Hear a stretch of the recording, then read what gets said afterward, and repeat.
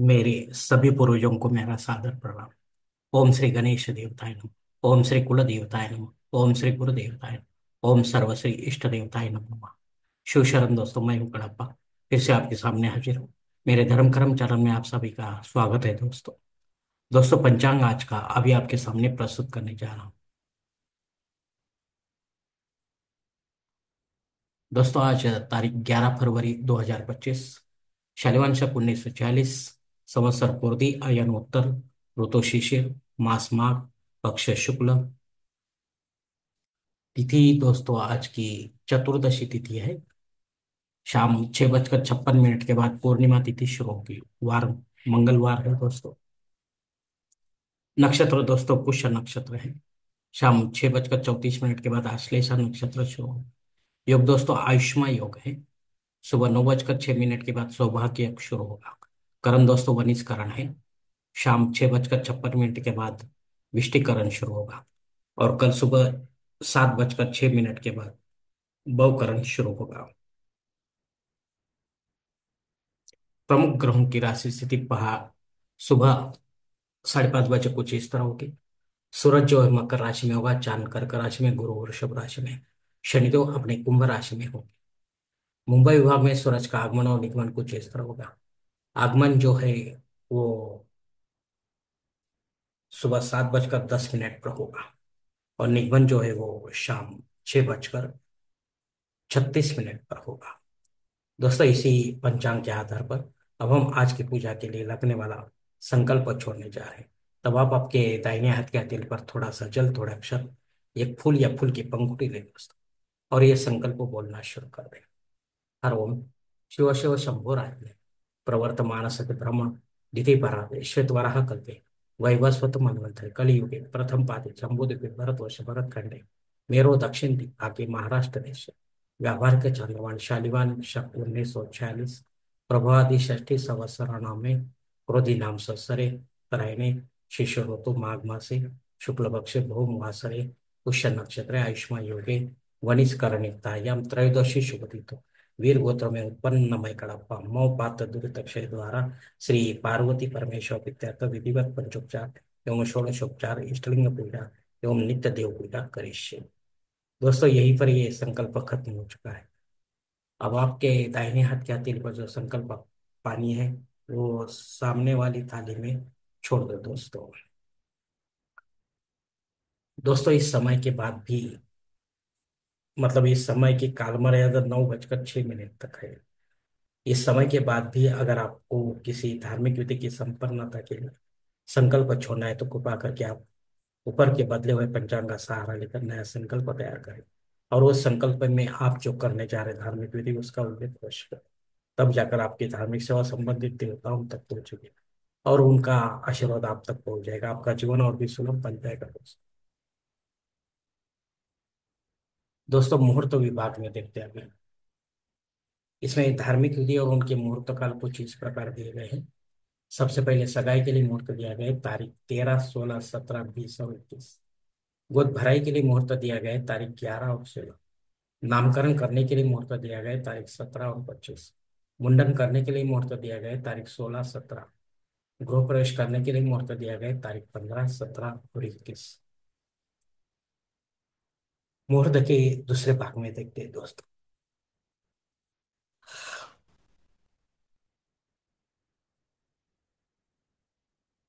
जनेऊ संस्कार के लिए मुहूर्त है तारीख 14, एक में मुहूर्त है दोस्तों। शादी ब्याह करने के लिए मुहूर्त है तारीख 16, क्षमा करें, तारीख 17, 20, 21, 22, 23 और 25। वास्तु शांति करने के लिए मुहूर्त है तारीख 15, 17 और 21। भूमि पूजन तथा पाया भरनी करने के लिए मुहूर्त दिया गया है तारीख 12, 13, 14, 20 और 21। देव मूर्ति की प्राण प्रतिष्ठा अगर आपको करनी है तो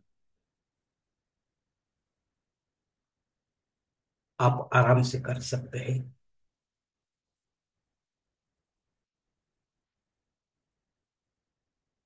लेकिन भगवान विष्णु और उनके अवतारों को छोड़कर किसी भी देवी देवताओं की मूर्ति की प्राण प्रतिष्ठा आप कर सकते हैं विधिवत। पंडित के माध्यम से देवकाल में। घर पर कर सकते हैं या मंदिर में। घर पर अगर करना है तो इसके लिए कुछ नियम होते हैं, वो नियम जान ले दोस्तों। क्योंकि प्राण प्रतिष्ठित दिन के दूसरे दिन से ही आपको संबंधित देवताओं का आशीर्वाद संबंधित मूर्ति पर लेना होगा। और ऐसा रोज अभिषेक युक्त सेवा करनी होगी। अगर नहीं करेंगे तो एक दिन ऐसी प्राण प्रतिष्ठित होते हुए भी मृत्यु वो खंडित मानी जाती है और उसका विसर्जन करना पड़ता है। दोस्तों, ऊपर दिए गए कुछ मुहूर्तों के तारकों में समय की पाबंदी हो सकती है। इसे जानने के लिए कृपा करके आप मुझे कमेंट्स बॉक्स में पूछें या फिर कोई अच्छे से पंचांग धारक से संपर्क करें या पुरोहित से संपर्क करें। तब जाकर आप अपने जन्म कुंडली के हिसाब से आपके लिए कोई अच्छा सा मुहूर्त चुनें, ताकि आपकी विधि में कोई बाधा ना आवे और विधि का पूरा पूरा फल आपको प्राप्त हो दोस्तों। और अगर ऐसा मुहूर्त नहीं मिल रहा है तो फिर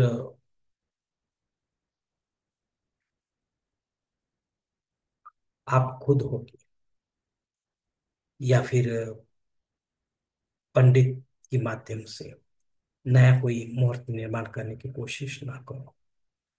क्योंकि वो मुहूर्त मुहूर्त नहीं होगा तो उसका आपको कुछ भी फायदा नहीं होगा दोस्तों।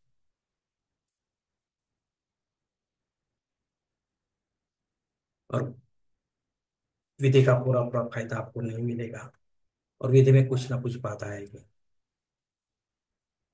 इसलिए दोस्तों, आप मुहूर्त के समय ही अपना काम को पूरा करें दोस्तों।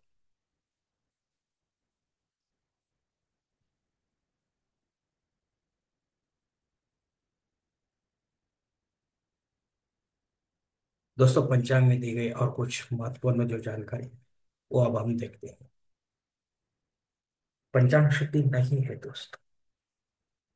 दिन विशेष में दोस्तों शाम 6:56 से लेकर कल सुबह 7:06 तक भद्रा योग है। ये राहु के अंदर आता है। इसलिए आपको महत्वपूर्ण काम को टालना है, इस काल में नहीं करना है, वरना आपको असफलता मिल सकती है। चतुर्दशी श्राद्ध कर्म है देखो। अगर आपके कोई पूर्वज आपसे छोड़कर परलोक सिधार गए हैं तो कृपा करके आप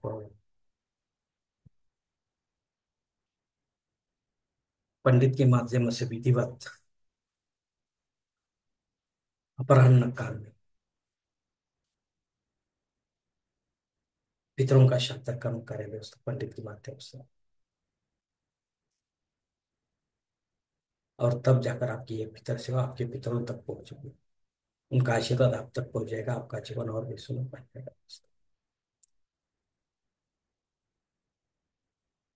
लेकिन काम विधिवत होना चाहिए दोस्तों और अपराह्न काल में, वरना सेवा खंडित हो सकती है।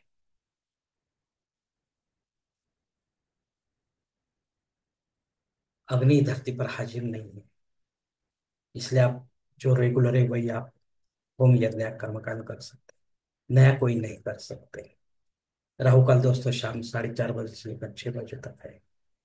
इस 1.5 घंटे के काल में राहु अत्यंत प्रभावी होता है। इसलिए वो कामों को बिगाड़ देता है। इसलिए आपको सतर्क रहना है दोस्तों। मतलब काम को इस समय पूरा करना मना है दोस्तों।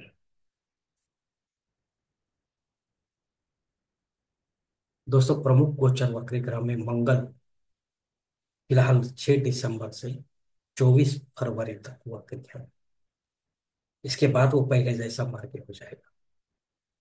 ये वक्री ग्रह आपको कैसा फल देगा तो ये आप किसी पंचांग धारक से या ज्योतिषी से संपर्क करो करके पूछ सकते हैं दोस्तों। क्योंकि वो जैसे आपकी कुंडली से जन्म कुंडली से संबंधित है उसी प्रकार फल प्रदान करेगा। फिर वो चाहे शुभ हो अशुभ हो या मिश्र हो। धन्यवाद दोस्तों, आज का ये पंचांग का वीडियो मैं ये पर खत्म करता हूँ। अगर आप मेरे विचारों से सहमत हैं तो कृपा करके मेरा धर्म कर्म चैनल सब्सक्राइब करो, लाइक करो, आपके मित्र परिवार के साथ शेयर करो। और